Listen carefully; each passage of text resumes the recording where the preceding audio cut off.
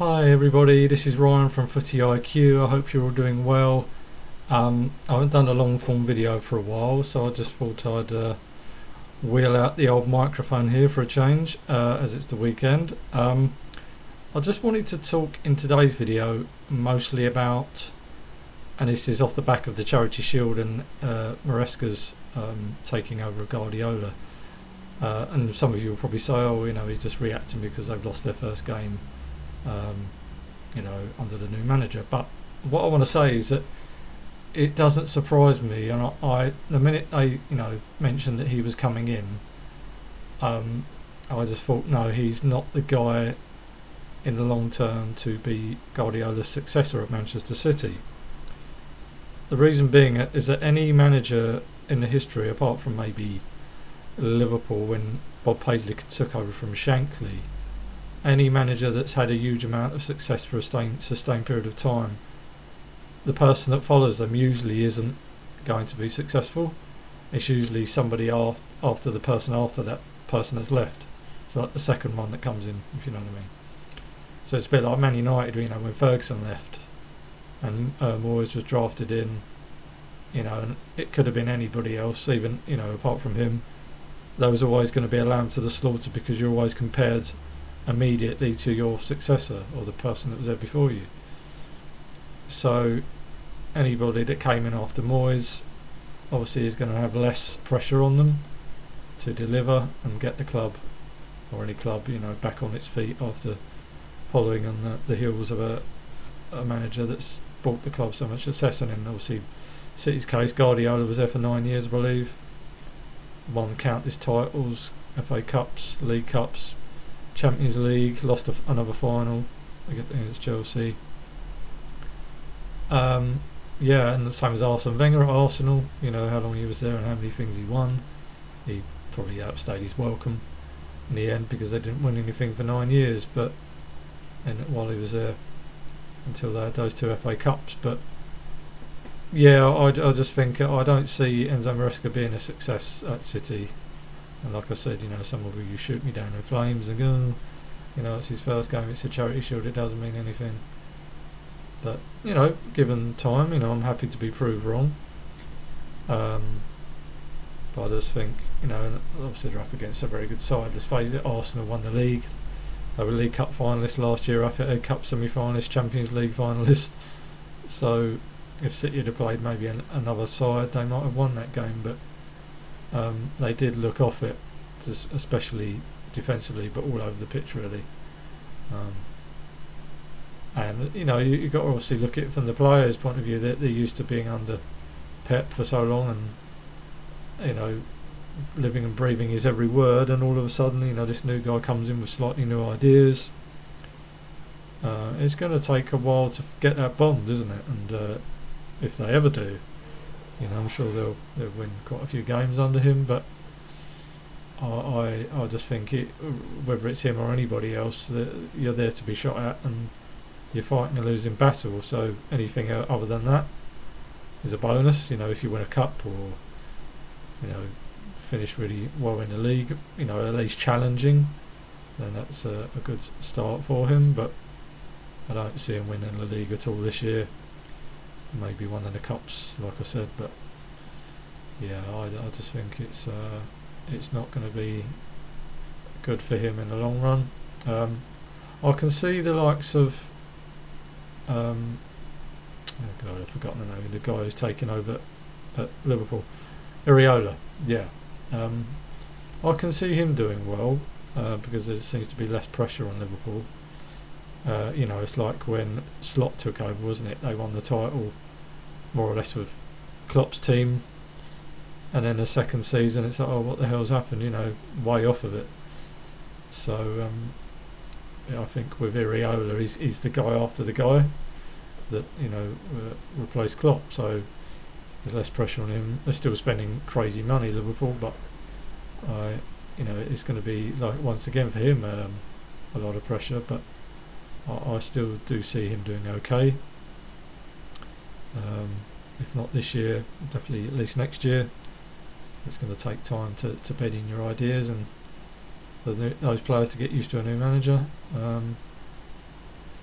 same, you know, like when Carrick took over, sometimes it can work. You know, when he took over from Amorim at Man U, they were crying out for a different approach because it wasn't going right. So that's when a new manager can hit the ground running, when things are being are pretty shit under the surface.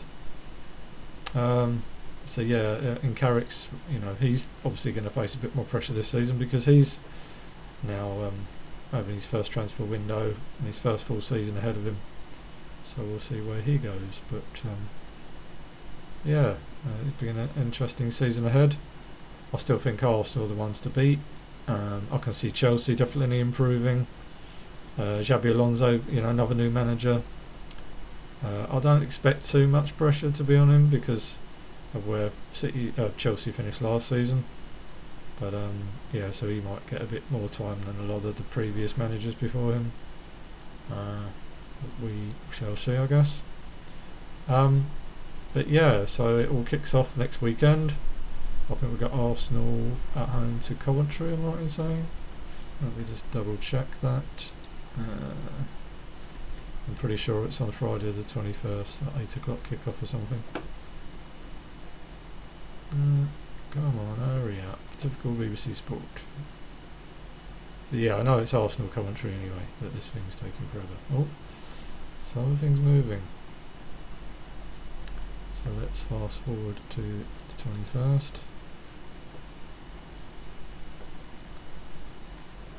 I know we've got Man United away to Hull at 12:30 on the Saturday, so that be a tough start, you'd imagine, for Hull.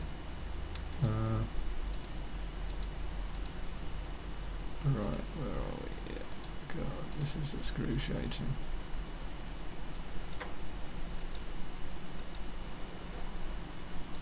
Oh, maybe it's not looking that far ahead. No, it doesn't appear to be. My apologies. Best thing to do is go into Arsenal's fixtures. Yeah, they're at home to Coventry, 8 o'clock next Friday. And yeah, then you've got all the other games spread out over that weekend. I think the highlight, or the big game of the first weekend is Newcastle-Liverpool, if I'm right in saying. I'm pretty sure that is the case.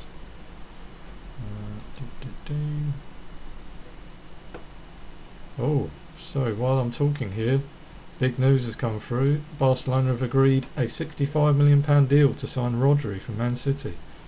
Wow. No wonder he wasn't playing in the Charity Shield then. Wow, so another big loss for City. Wow, makes things even harder for them then, doesn't it? Yeah, 30-year-old who won the Ballon d'Or in 2024 is set to sign a 4-year deal with the Spanish champions. The transfer is expected to be completed in the coming days. Wow, there you go. Are they going to replace... Oh, they're saying that possibly Enzo Fernandez might be the replacement for Rodri. But, I read the other day that the deadline had passed for that, but yeah, we've still got until 1st of September, is it? So yeah, it's all moving. But yeah, let's just quickly go back to the fixtures. I was distracted there.